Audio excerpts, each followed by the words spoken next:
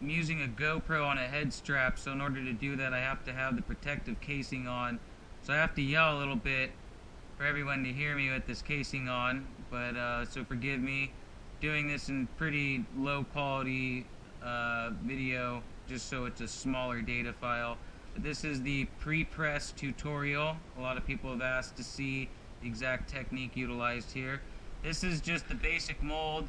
There's a description on it and how to make it in the Elysian Research Instagram account.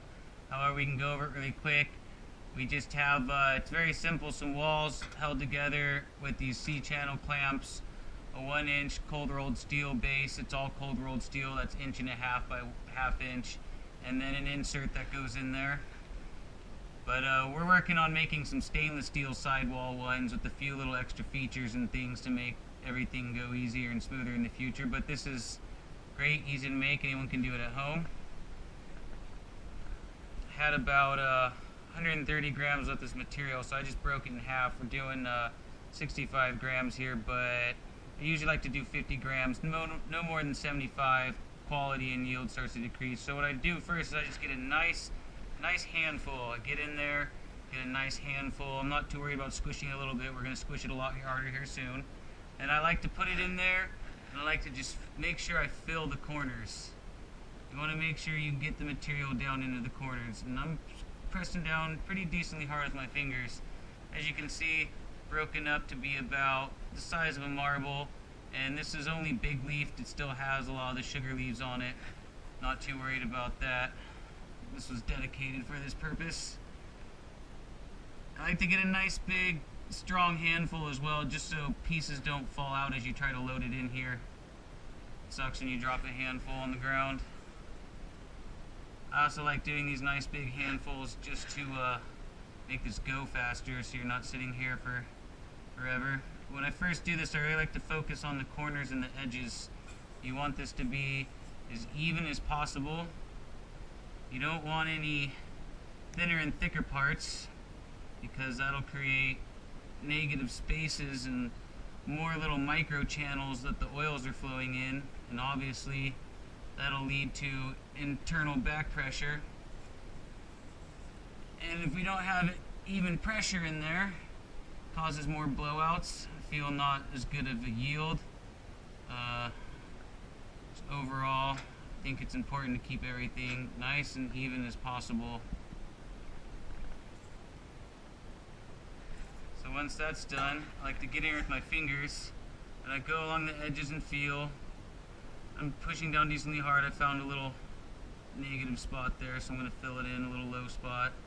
Check the corners, check the edges. You can kind of feel the high spots with your fingers and give it a little wiggle and a shove to the low spots. Very OCD about this. I really do think it matters though. Put that one over there.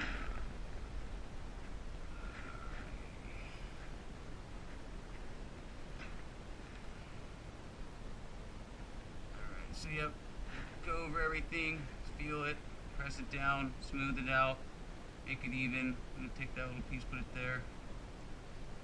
I'm kind of just over, usually do this a lot quicker. I'm just trying to over accentuate it here so everyone gets an idea of what's going on. Alright, so it feels pretty good. And at the bottom there is a PTFE shim. Here is another PTFE shim. Side with the leaves obviously goes down. Try to keep that side nice and clean. And I just give a little push in there. Oops, I think I had it turned the wrong way. There we go. And we take the top, and I've labeled them. Top left to the top, or yeah, this is the top and the top, the left to the left, bottom to bottom, right to right. Just so everything stays nice and lined up, because when I screw these clamps down, I put the walls up and I put this centerpiece in, and I try to get it nice and tight. I have this pretty tight. The looser you make it, the easier it is to pull apart at the end, but the tighter you have it, the more even it is. If it's too loose, you get these spots on the edges and sides that don't compress all the way, and it's kind of a pain in the ass when it comes down to wrapping the filter later. So then, here's a little trick that I learned. Let's make sure this is... Alright, so instead of just going for the handle right away, find it a lot easier. I just take this thing without the handle and I give it a bunch of... Get it down, adjust the center, keep going. That way we clear a lot more distance a lot quicker. Let me pull out the handle. Now if you're trying to do production and do a bunch of pre-presses in a row, you might want to go a little harder and squish it really good, because over time as it sits, it'll start to expand. It expands too much and makes a really loose wrap with the filter, and then just makes everything sloppy. You have loose edges, you're going to have more loss to the filter inside after that.